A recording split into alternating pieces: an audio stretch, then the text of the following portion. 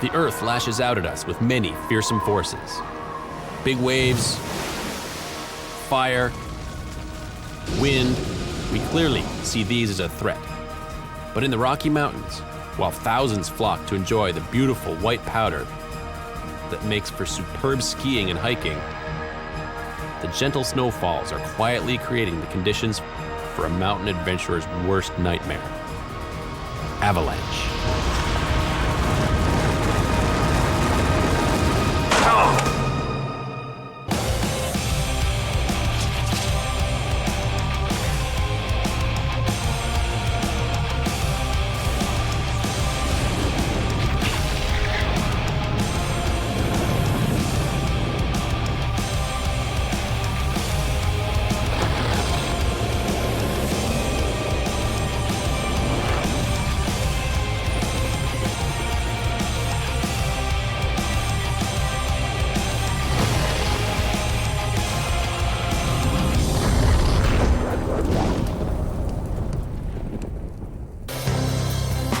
If you love fresh powder skiing or exhilarating backcountry hiking, then the Canadian Rocky Mountains is the place to be.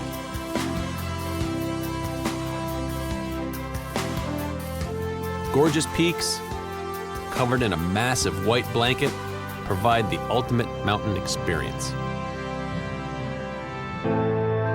But the large snowfalls that help create this wonderland also present a huge danger. As snow builds up, the risk of avalanches increases, sometimes with devastating results. Every year, there are dozens of avalanche fatalities around the world.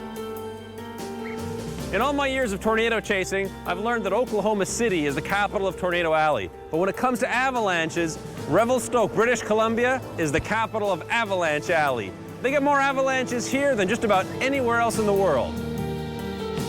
As the Earth's climate changes, the warming oceans may bring deeper snowpacks to the mountains, creating even more danger.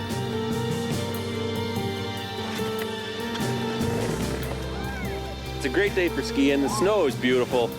Visibility is not so great because it's kind of hard to see with all the snow coming down. But that's why I'm here, I'm here for avalanches. This snow is really going to contribute to the avalanche danger. Skiers like these guys, snowmobilers, you get hikers, mountain climbers. These are the people that are really in danger from avalanches. Here in Western Canada, there's an army of people using science, teamwork, and some, well, unusual methods to keep us safe from avalanches.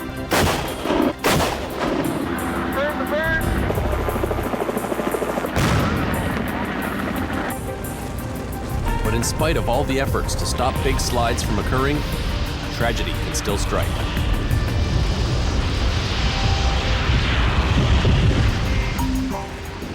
The story of Francois Desrochers and Shane Block is a worst-case scenario for mountain adventurers. We were a group of 5 friends who were heading up Mount McDonald's West Shoulder, December 7th, 1999. My good friend Shane Block picked me up and we headed up towards Rogers Pass, British Columbia, is where we do all of our backcountry skiing and mountaineering. We had checked in with the Warden Station. We were informed that the avalanche hazards were rated at moderate, which means that avalanches are possible, but on a large scale, it's not very probable that a huge slide would be triggered. It was about 3 hours up when I started to notice the quality of the snow started to change. It became like styrofoam, and it seemed like it was losing its strength the higher up we got. It is these changes in snow conditions that cause avalanches. Avalanche researchers have developed a technique called snow profiling, a series of tests which help determine when conditions are right for slides.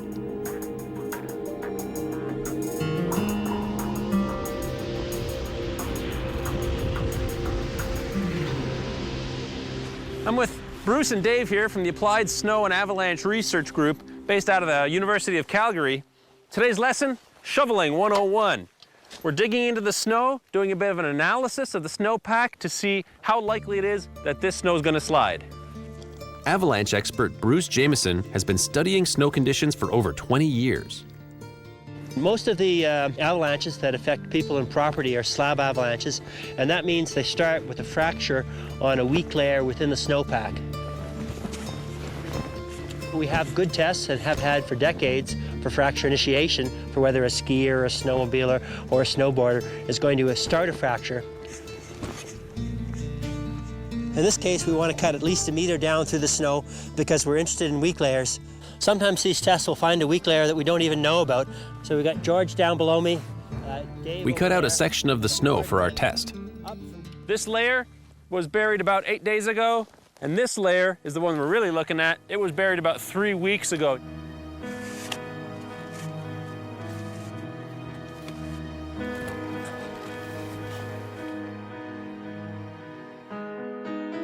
I was at the back of the pack. I was probably 20-25 minutes behind the leader. When I heard the sound of it releasing, it was like dynamite. The ground shook, everything moved. I mean, you had no choice but to acknowledge that something huge just happened. The avalanche was over 1 kilometer wide. It was a class 3 avalanche, and it was enormous. When I looked up, I saw an avalanche, a wall of snow over 10 feet high, barreling down at me so fast. I was thinking to myself, get your pack off, get your backpack off.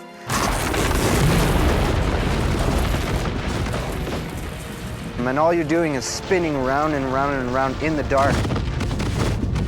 And you can't breathe the whole time. You're trying to breathe, but you can't breathe. It's like being underwater, you're drowning.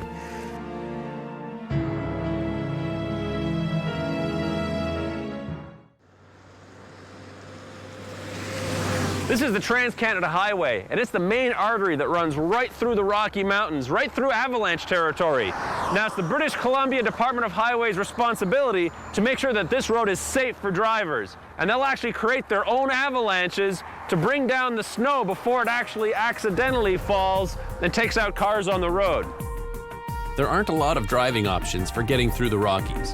So how do you keep the Trans-Canada Highway, one of the most avalanche-prone stretches of road in the world, safe from the dangerous snow? This is a question Bruce Allen must answer every day. There are a number of ways to control avalanches. First of all, you can close a highway, but it's my highway. It's quite expensive to close it, tens of thousands of dollars an hour. So if you want to close it and control avalanches so you can open the highway sooner, safer, then there's a number of methods. I use a lot of helicopters. Helicopters are a really efficient way to get around in the mountains. Landing this aircraft in 6 feet of fresh powder is treacherous, but it's the only way to service the remote-controlled mortars located in some of the toughest terrain anywhere.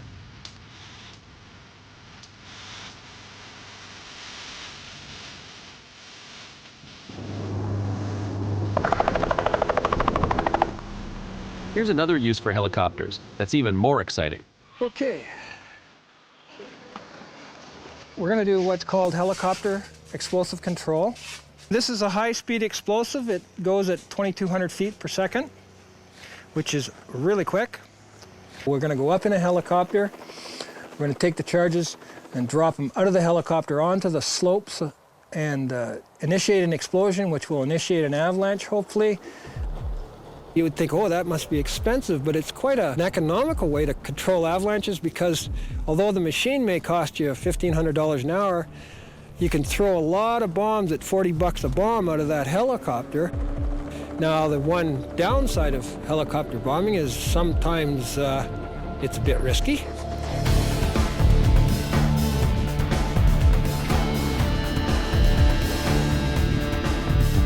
When they give us clearance, we'll spark up.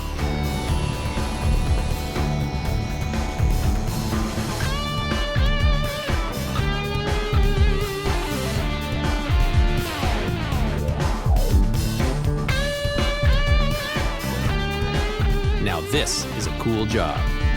Forward, and Bruce is very good at it. He knows exactly where to bomb to start a slide. With the highway closed, we're free to let the snow fly.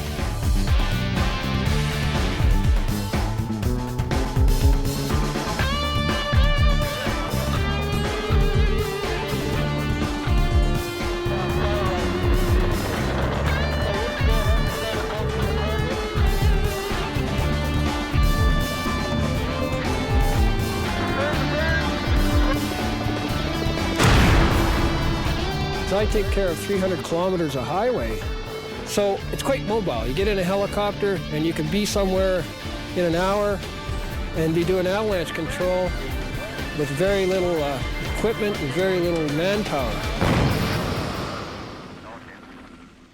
So every different type of explosive control has an application. Here's a method of avalanche control that's even more unique.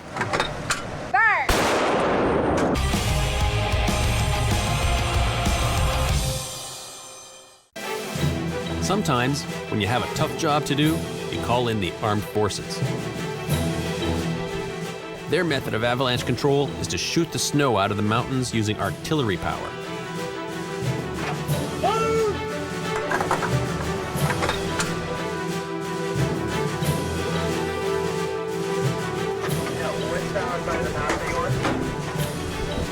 It's a 105mm howitzer. Elevation 584. This giant gun is so powerful and accurate, it can hit slabs of snow miles away in the mountains. Okay, so they're loaded up, just about ready to fire. Fire! It's very serious business. They shut down the whole Trans-Canada Highway for this. The idea is to create a bunch of man-made small avalanches so that big avalanches don't come down and take out people driving on the road here on the Trans-Canada Highway. Elevation 535. Well, this is definitely a unique operation, and it's something different, especially for gunners to do. You know, we get to fire the gun still, but we're firing in the mountains, which is a lot different for us. Correct, load! We usually have results reported to us. Fire! How big the avalanche was, how wide it was, what sort of distance it got. So we get a good idea.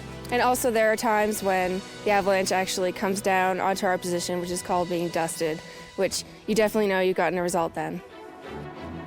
The traffic closures can be a little upsetting for the people who don't really know what's going on when we're firing. But overall, they're pretty understanding, especially a lot of the transport drivers. They've come through here a lot, and of course, they know it's for their own safety. Fire! Fire! Fire! Fire! Fire! Sometimes I can't believe the stuff I get to do. Fire! For free! Fire!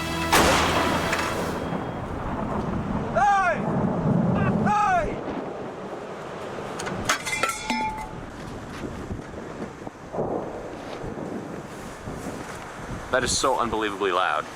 Like, even with these on, my ears are still ringing.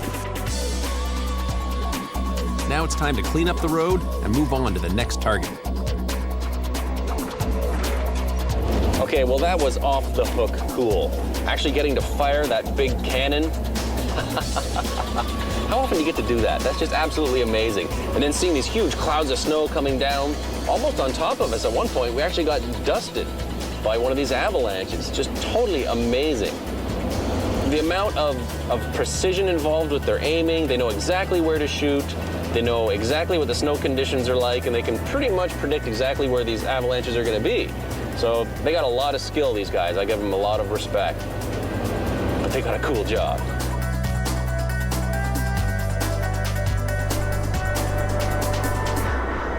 There was just an avalanche right up there. Just missed it. You can still see a bit of the snow hanging in the air from where it came crashing down the mountain. That's a backcountry ski area. There could be people up there. Francois Desrochers knows exactly what happens when you're caught in a tsunami of snow and ice. He and friend Shane Block were trapped in a giant slide in Rogers Pass. You know, avalanches travel at over 120 kilometers per hour at times, and when a body goes down through a forest in an avalanche, it strikes everything in its path, and so it doesn't matter how strong or how fit you are, it's gonna break you. So knowing that Shane was about 30, 40 feet away and I had no idea where anybody else was, I was like, okay, well, I'm on my own here and I have to get myself out of this. So I started to try to dig myself out. There was blood everywhere. There was no way that I could get myself out of the situation that I was in. It just so happens that that day on the same mountain, there was an avalanche course being given. And on the course, they were studying the snow and digging snow profiles and that sort of thing. They all had to run out of the way. Now, they knew that there was people up on the mountainside, and so they gathered all their equipment and all their forces and raced up to come to our rescue.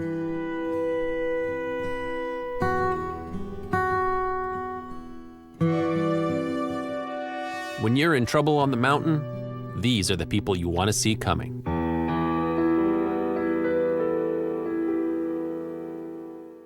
Penny, go somewhere in CPR and I'll give you a better idea on shots when we get up top. It's 7 a.m. at Kicking Horse Mountain Resort, and the avalanche control and safety team is getting their morning briefing from team leader Mike Rubenstein. Wyvez, do you want to just go into bowl over and check out the Tower 20 roll? Maximum gust of 109 kilometers an hour, and another gust of 95 kilometers. For the South Columbia, 8 mils today, 2 mils tonight, and 17 mils tomorrow. So, bring it on. Thank you. The avalanche danger is high today, Okay, I'll call him in 1. so Mike and the team head for the slopes to patrol, train in rescue techniques, and, well, you guessed it, they're gonna blow up some snow. Along with all their other duties, these patrollers have to be experts with high explosives. You can't cut over to Terminator doubleheader yet through Liberty Lake, because there's going to be explosive control going on there.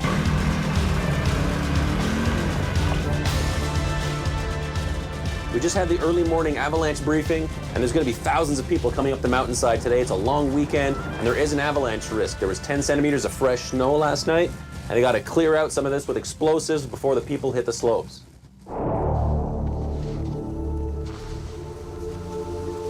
Right now we're at the top of the ski hill, and going down from here in 360 degrees, we're into avalanche terrain.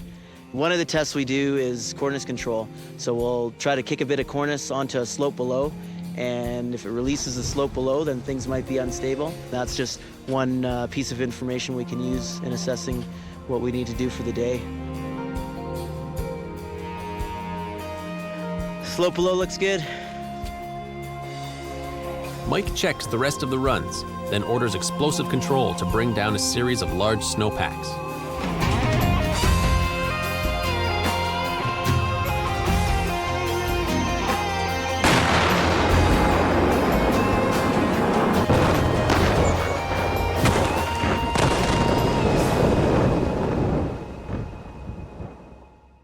So here's the latest piece of safety equipment. It's the avalanche airbag system, and it's kind of like a parachute in that it's got a ripcord, you pull on it, but instead of a parachute opening, there's a nitrogen canister inside. That inflates 2 large balloons. Now, the concept is, if you're in an avalanche, it'll float you to the top so that you don't sink in the snow and suffocate.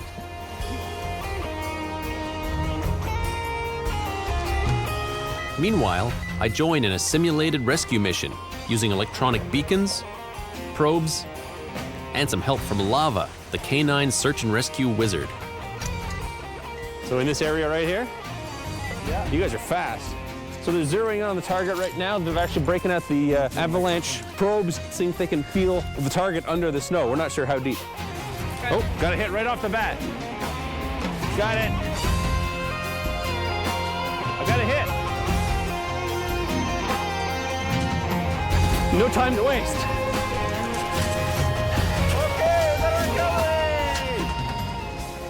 So now the dog is searching, sniffing around, seeing if she can come up with another buried victim without a beacon.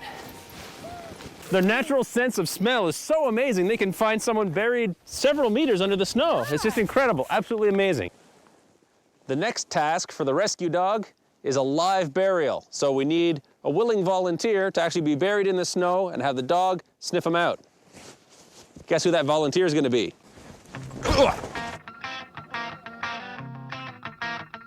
In a real avalanche situation, I'd be so packed in, be extremely claustrophobic. Release the hounds.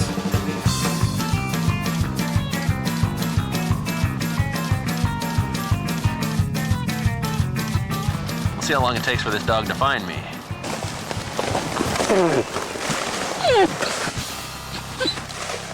Not very long. There she is.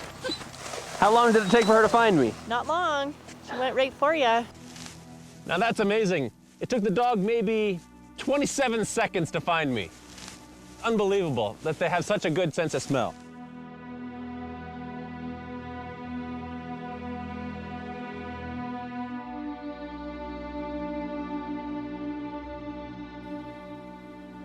Being in this hole, not being able to get out, and all of a sudden having all these people race up the mountainside and come and rescue you was pretty amazing. To hear them coming was like putting a warm blanket on when you're cold. It's just a very reassuring thought. It was like I'm being saved here.